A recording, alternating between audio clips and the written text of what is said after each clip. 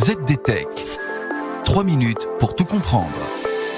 Bonjour à tous et bienvenue dans le ZDTech, le podcast quotidien de la rédaction de ZDNet. Je suis Elia, votre présentateur IA, et cet épisode spécial est présenté en partenariat avec Box, le leader de la gestion intelligente de contenu. Aujourd'hui, édition spéciale en partenariat avec Box est consacrée au plus grand angle mort de notre cybersécurité, à savoir la fuite des documents vers l'extérieur de l'entreprise. Nous recevons pour cela Guillaume Brault, le directeur technique de Box pour l'Europe du Sud. Guillaume, on imagine souvent que la cybermenace vient de l'intérieur ou d'une attaque frontale. Pourtant, la faille la plus béante s'ouvre au moment précis où nos données quittent l'entreprise. Bonjour Ia, bonjour à tous. Et effectivement, on est ici face à un paradoxe. Dans le premier épisode de cette série, on a eu l'occasion d'échanger sur les éléments de valeur associés à l'information documentaire et à quel point elle représentait une part clé de la propriété intellectuelle des entreprises, et également couvert la complexité associée à la gouvernance de cette donnée. Et donc ça, c'est le constat. Et d'un autre côté, les entreprises vont être en recherche de plus en plus de fluidité en termes de collaboration, de diffusion de l'information avec leur écosystème de clients, de partenaires, de fournisseurs, et ça devient également un élément différenciant en termes de compétitivité.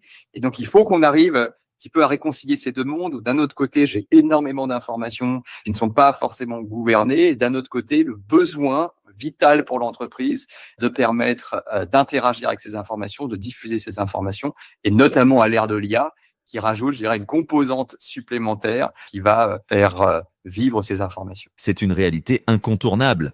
Mais alors, à quel moment exact survient la rupture de sécurité dont vous parlez ? Ça survient globalement à la frontière.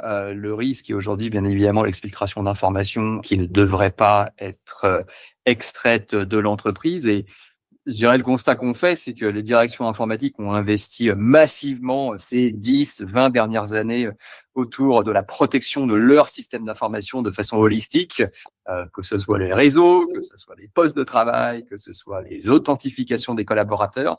Mais d'un autre côté, on a mis dans la main de tout à chacun des outils collaboratifs notamment, qui leur permettent d'avoir des canaux d'interaction avec le monde extérieur qui finalement ne mettent absolument pas en jeu toutes ces composantes de sécurité sur lesquelles l'on a investi ces précédentes années, et qui vont être autant de vecteurs de diffusion d'informations assez complexes à gouverner. Et le véritable danger est celui-ci: comment je gouverne ces échanges, connaissant la multitude d'outils dans la main du collaborateur qui permet de les réaliser. Justement, Guillaume, que se passe-t-il concrètement une fois que ce document sensible a franchi les murs de l'entreprise ? L'entreprise devient aveugle, tout comme le collaborateur devient aussi aveugle de l'information qu'il a transmise. Et pour autant, ça pourrait être extrêmement pertinent d'avoir visibilité sur qui accède à l'information, quel partenaire a vu mon document, à quel moment il l'a lu, à quel moment il l'a téléchargé, notamment pour, mettre en œuvre des processus business qui sont liés à toutes ces données. Alors, on peut penser aussi à identifier si un tiers a accédé à cette information. Donc, c'est effectivement un trou noir aujourd'hui.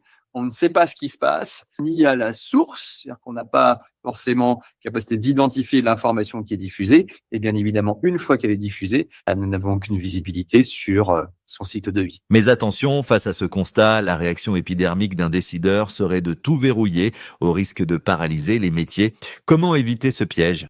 Alors, c'est un piège, mais qui, se traduit extrêmement rapidement en impact si on applique ce type d'approche. Aujourd'hui, comme on précisait en introduction, la fluidité de l'interaction avec son écosystème de clients ou de partenaires est un enjeu de compétitivité. Donc, bloquer, restreindre ce type d'activité qui aurait un impact sur la productivité individuelle du collaborateur, derrière a un impact sur l'entreprise. Donc, il faut trouver des mécanismes de réponse peut-être un petit peu plus agiles, qui exploiteraient d'ailleurs toutes ces nouvelles technologies qui sont à notre disposition pour à la fois appliquer le bon niveau de contrôle sans forcément être un frein pour le business. Alors Guillaume, quels sont les grands défis de la gestion de documents en entreprise ? Il y en a 3 qui finalement ont tous attrait à la diffusion incontrôlée de l'information. Le premier de ces enjeux, c'est lié au facteur humain. C'est la diffusion incontrôlée de l'information, l'accessibilité incontrôlée à l'information, tant en interne qu'en externe. Et là, on n'est pas sur un enjeu de cybersécurité en soi, c'est uniquement un manquement en termes de gouvernance de l'information qui offrirait l'accès à des données à des individus qui n'en auraient pas forcément accès. Donc on est plus ici, plutôt qu'un enjeu technologique, on est plus sur un enjeu d'éducation des collaborateurs au risque, de telle façon qu'il n'ait pas une diffusion incontrôlée des données. Le deuxième, c'est la cyber, mais cyber qu'on peut voir sous deux angles, un risque, une menace externe, mais également prendre en compte que de plus en plus de menaces liées à de la malveillance vient de l'interne. Un collaborateur qui exfiltre volontairement des données dans un objectif personnel ou dans un objectif d'espionnage industriel. Et ça vient de l'interne. Le collaborateur potentiellement accède à des données auxquelles il a officiellement accès. Mais comment j'arrive à identifier que cet accès a un objectif derrière de malveillance? Donc ça, c'est un vrai sujet qu'il faut également adresser. Et enfin, le troisième, la régulation. Les entreprises doivent toutes respecter des règles, qu'elles soient nationales, qu'elles soient locales, qu'elles soient propres à leur industrie, qu'elles soient également internes. Et c'est important de s'assurer que la gouvernance que l'on a de ces informations et principalement de ces données documentaires soit dans le respect strict de ces règles d'entreprise ou ces règles gouvernementales, au risque de se voir impacter en termes de crédibilité. Très bien, mais alors que faut-il mettre en place pour assurer la sécurité de ces données d'entreprise ? Il y a une réponse de fond, je dirais même fondamentale, qui est un petit peu la couche qui va nous permettre derrière d'aller construire ces réponses vis-à-vis de l'ensemble de ces risques, c'est connaître ces données. C'est identifier la sensibilité de l'information, savoir différencier une information par rapport à une autre, de telle façon que derrière des mécanismes, qu'ils soient humains ou qu'ils soient technologiques, puissent venir s'appuyer sur réellement un risque réel. Le menu de la cantine, PDF, n'a pas le même risque que le projet de fusion-acquisition.